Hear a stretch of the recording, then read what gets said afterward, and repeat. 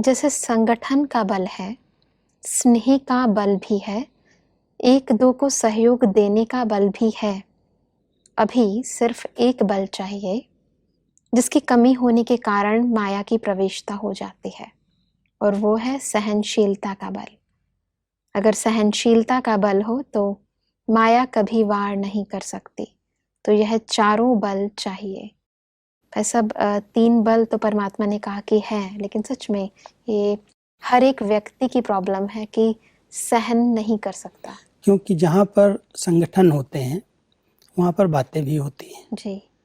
संगठन है, स्नेह है, सहयोग है, सब कार्य चल रहे हैं। लेकिन मान लो संगठन के बीच में कोई नीचे ऊपर हो जाता है, कोई समय पर कोई बात नहीं मानता है, कोई बात कट कर देता है, उस समय सहन शक्ति चाहिए, सहनशीलता का बल चाहिए।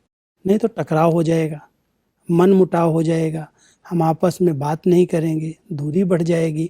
तो परमात्मा हमारे संगठन को मजबूत बनाने के लिए चारों बल देते हैं कि संगठन में भी रहो, एक दूसरे के स्नेही भी रहो, सहयोगी भी रहो। लेकिन अगर कोई छोटी मोटी बातें हो भी जाए संगठन के बीच में तो सहन कर लो, तुरंत जवाब नहीं दो, संबंध बिगाड़ो नहीं। सब इसमें क्या होता है कि अक्सर छोटों को सहन करने के लिए कहा जाता है, और छोटे ही कहते हैं कि जब बड़े नहीं सहन कर रहे तो फिर हम क्यों करें। नहीं, सहन शक्ति वास्तव में सबके लिए आवश्यक है, छोटे हों या बड़े हों। कभी बड़ों को भी मान लो सम्मान नहीं मिलता, बड़ों को कोई पूछता नहीं है, कोई सीट नहीं मिलती तो भी डिस्टर्ब हो जाते हैं। उनको भी सहन शक्ति चाहिए, ऐसे नहीं छोटों को ही चाहिए। छोटे समझते हैं ये लोग हमको दबाते हैं, ये हमको बात बार कहते हैं, तो समझते हैं हमको ही सहन करना पड़ता है।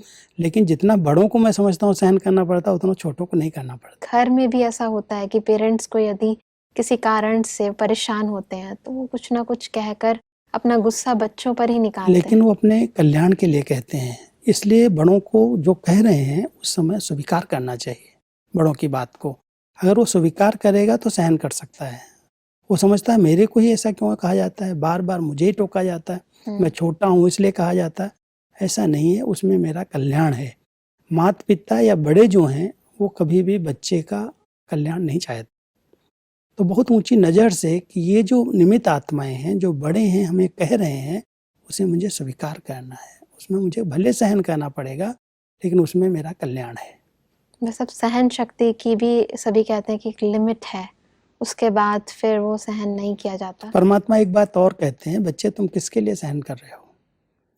परमात्मा की आज्ञा है ना, आज्ञा को मान रहे हो, इसलिए इसको भारी नहीं करो। परमात्मा की आज्ञा के अनुसार सहनशील बनो, तुरंत जवाब नहीं दो, क्रोध में नहीं आओ, मन मुटाव में नहीं आओ, तो आपको परमात्मा की दुआएं मिल जाएंगी। तो सहन शक्ति से हम भगवान के दिल को जी सकते हैं। अगर ये भावना रहती है परमात्मा की आज्ञा हम मान रहे हैं, उन्होंने कहा बच्चे सहन करो, तो सहन करना ये नहीं लगता है कब तक हम सहन करेंगे। इसकी कोई लिमिट नहीं है, अनलिमिटेड है, सहन करना ही है। कहावत है एक, जहाँ रहना है वहाँ सहना है। जहाँ भी हम रहें, जिस भी क्षेत्र पर रहें, कुछ न कुछ तो सहन करना ही पड़ेगा। इसलिए इस बात को पक्का कर लें, सहन एक बहुत बड़ी शक्ति है।